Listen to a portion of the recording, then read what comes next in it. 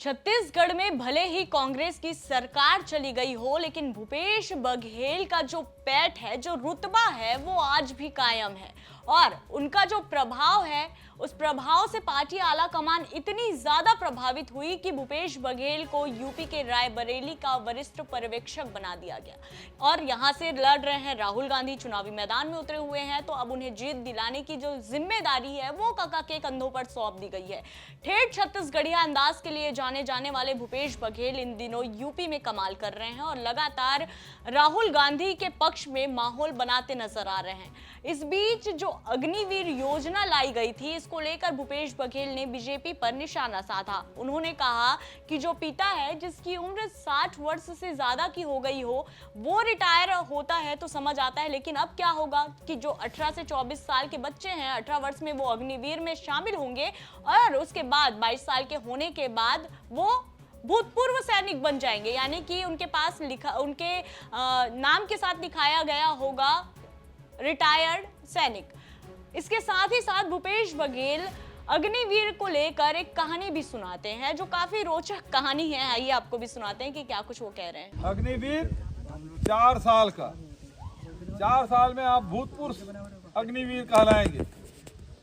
अरे भाई, ग्राम प्रधान भी 5 साल का होता है, विधायक भी 5 साल के लिए होता है, सांसद भी 5 साल का होता है, लेकिन अग्निवीर 4 साल में रिटायरमेंट। यदि बाप सरकारी नौकरी में है, 1 साल ट्रेनिंग भी, 1 साल ट्रेनिंग भी।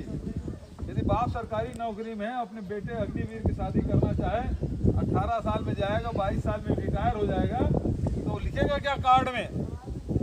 वर्तमान सास की सेवक, उसके पिता और बेटा रिटायर अग्निवीर।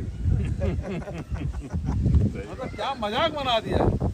जवान लड़का रिटायर हो जाए, नहीं तो होता ये है, मान सिंह भाई कहते हैं कि भाई अब रिटायर हो गए, आदरणीय बोलते हैं रिटायर हो गए। क्या कर रहे हैं? रिटायरमेंट की जिंदगी गुजार। मतलब 60 साल से ऊपर हो गए, रिटायर हो गए, बाल बच्चे हो गए, उनकी शादी ब्याह हो गई, सब कुछ हो गया, अब रिटायरमेंट की जिंदगी।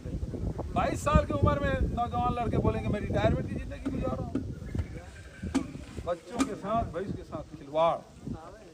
तो ये आप सबसे कहना चाहता हूँ कि अब मोदी जी अभी भाषण देते घूम रहे हैं। तो देखिए कि जिस तरह से बयानबाजियों का जो दौर चल रहा है यहाँ पर रायबरेली में और जिस तरह से भूपेश बघेल लगातार यहाँ पर सभाएं ले रहे हैं, उसको देखकर लोग उनसे जुड़ भी रहे हैं, कनेक्ट भी कर पा रहे हैं। बड़ी संख्या में लोग उमड़ रहे हैं और उनको सुनते भी हैं बातों को गंभीरता से।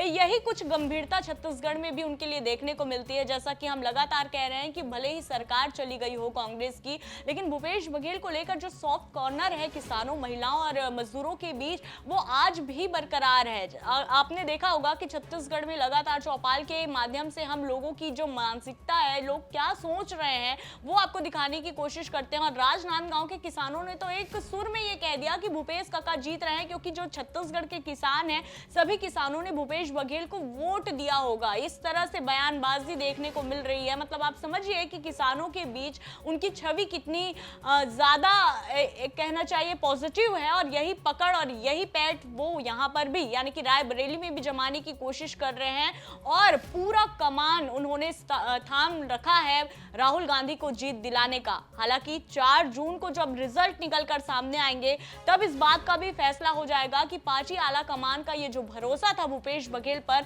भूपेश बघेल इस भरोसे पर कितने खरे उतरते हैं।